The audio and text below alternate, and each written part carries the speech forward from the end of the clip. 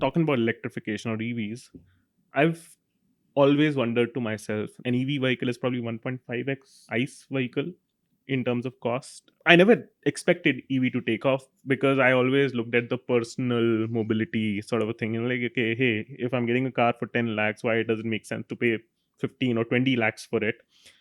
Because as a consumer, nobody's really thinking of, hey, what is my day to day run cost of it? Is when you're asking me double the amount upfront.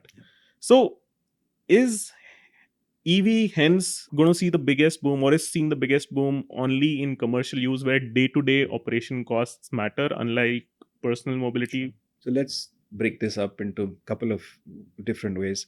Number one, price difference between ICE to EV is reducing rapidly every year. And the Hmm. reason for that is ICE is a legacy technology. Hmm. The infrastructure is fully depreciated. So ICE vehicles pricing is actually increasing every year. If you look at the price of an Innova 10 years ago to today, it's almost double the price. Hmm. EV technology is new technology. It's benefiting from Moore's law, which means you're seeing significant improvements in technology Every year. and reduction in cost because of volume increase. Lithium ion prices actually have fallen more than 90% in 10 years, 40% in the last 3 years. So therefore, the price difference between an ICV is actually reducing. So Okay. much so that in China today, an ex-showroom price of an EV is actually cheaper than hybrid and ICE both. Okay. So very soon we'll come to that point in India as well, where EVs will be equal to our ICE. Second is, if you think about it, you have to separate what you're paying for the battery to what you're paying for the vehicle.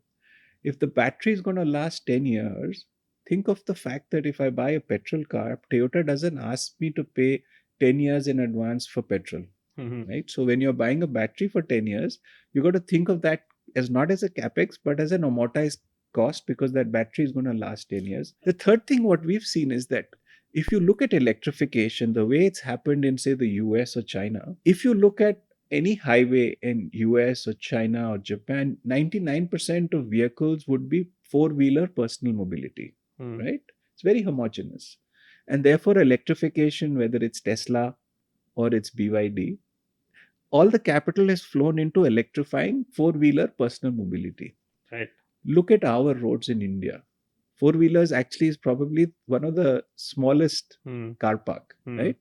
If we look at where is India number one in the world, it is rickshaws. Hmm. It's two-wheelers. It's three-wheeler cargo, three-wheeler passenger, tractors, buses. We feel electrification of India cannot go through the same route or journey that we've seen in the US and China.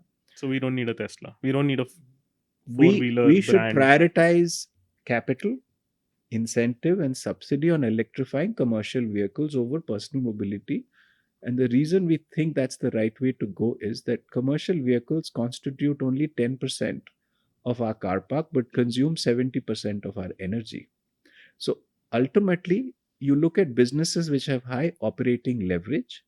To your point, if EVs are more expensive, using those EVs for a commercial use case, commercial meaning where the vehicle itself generates revenue for the owner, think of e commerce, 3PL delivery, think of ride hailing, think of quick commerce, food delivery, public transportation, intercity travel, warehouse, and logistics.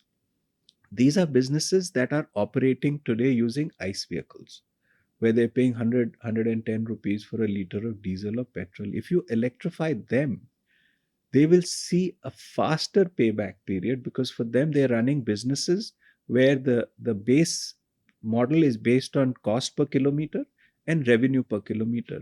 Transitioning from ICE to EV reduces your cost per kilometer by as much as 20 to 40%, and therefore you see a much faster recovery on capital investment.